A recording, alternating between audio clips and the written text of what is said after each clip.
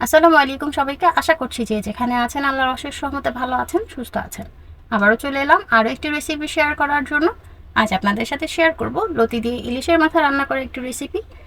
অনেকেই হয়তো বা এই রান্নাটা জানেন। আমার রান্নাটা আজকে একেবারেই যারা নতুন তাদের জন্য। কচু জাতীয় খাবার অনেকেরই পছন্দ হলেও আমরা খেতে চাই না, তার একটাই কারণ, তা হচ্ছে কচু জাতীয় খাবার খেলে আমাদের অনেকের গলা চুলকায়। তার অবশ্য কারণও আছে। কচুতে রয়েছে অক্সলেট নামক এক ধরনের উপাদান, যা রান্নার পরেও কিছুটা বিদ্যমান থাকে। তো আজ আপনাদেরকে আমি দেখিয়ে দিব কিভাবে করে আপনারা কচুর লতি বা কচু জাতীয় খাবার রান্না করলে গলা একেবারেই চুলকবে না। আমি প্রথমে এখানে নিয়েছি বেশ কিছু কচুর লতি। এগুলোকে আমি ভালো করে ধুয়ে পরিষ্কার করে নিয়েছি। কচুতে রয়েছে আয়রন, ক্যালসিয়াম, পটাশিয়াম, আরও নানাবিধ খাদ্য পুষ্টিগুণ। এখানে নিয়েছি আমি 4টে ছোট ইলিশের মাথা। এগুলোকে আমি ছোট ছোট পিস করে কেটে নিব। নিয়েছি পেঁয়াজ কুচি ও কাঁচামরিচ। সেই সাথে নিয়েছি কয়েকটা আস্ত রসুনের কোয়া। এটা অবশ্যই নেবেন। এখানে আমি একটি কড়াইতে প্রথমেই তেল গরম করে নিচ্ছি। এরপর এর মধ্যে আমি দিয়ে দিচ্ছি পেঁয়াজ কুচিগুলোকে। পেঁয়াজ কুচির সাথে আমি আস্ত রসুনের কোয়াগুলোকেও দিয়ে দিচ্ছি। তারপর এগুলোকে আমি 2-3 মিনিট ভেজে নেব। ভাজা হয়ে গেলে এর মধ্যে আমি 1 টেবিল চামচ পরিমাণ আদা রসুন বাটা দিয়ে দিচ্ছি। এরপরে এটাকে আরও 1 মিনিট তেলের সাথে ভেজে নেব। এখন এর মধ্যে দিয়ে দিচ্ছি 1 চা চামচ পরিমাণ হলুদ গুঁড়ো, 1 চা চামচ মরিচের গুঁড়ো এবং এর সাথে সামান্য পানি দিয়ে মশলাটাকে ভালো করে কষিয়ে নিতে হবে। মশলাটা কষানো হয়ে গেলে এর মধ্যে আমি কেটে রাখা ইলিশের মাথাগুলো দিয়ে দিচ্ছি।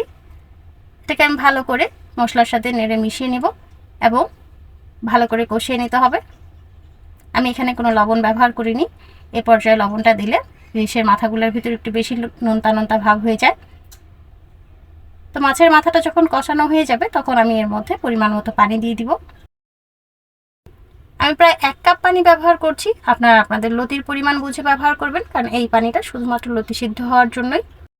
তো আমি এখন এর মধ্যে লতিগুলোকে দিয়ে দিচ্ছি। এরপর এটাকে মশলা এবং মাছের মাথার সাথে খুব ভালো করে মিশিয়ে নিতে হবে। খুব বেশি নাড়াচাড়া করার প্রয়োজন নেই, একটু ভালো করে মিশিয়ে নিলেই হবে।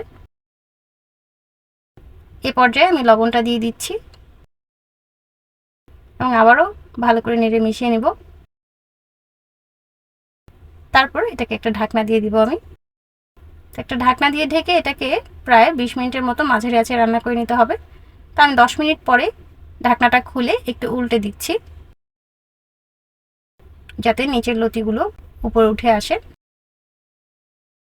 তো আবারও আমি ঢাকনা দিয়ে ঢেকে দেব এবং 10 থেকে 15 মিনিট আরও চুলায় রেখে দেব, যতক্ষণ না পানিটা শুকিয়ে যায়।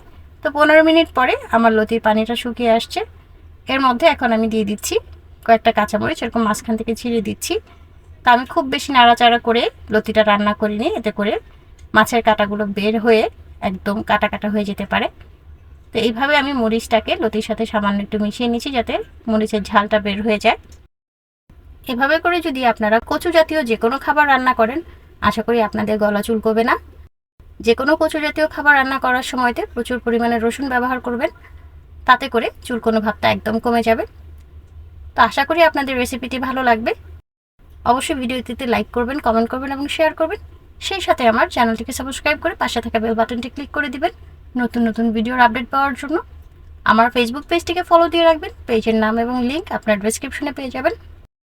আজ তাহলে এই পর্যন্তই। আবারও দেখা হবে নতুন কোনো ভিডিওতে নতুন কোনো রেসিপি নিয়ে। সে পর্যন্ত সবাই ভালো থাকবেন, সুস্থ থাকবেন। আল্লাহ হাফিজ।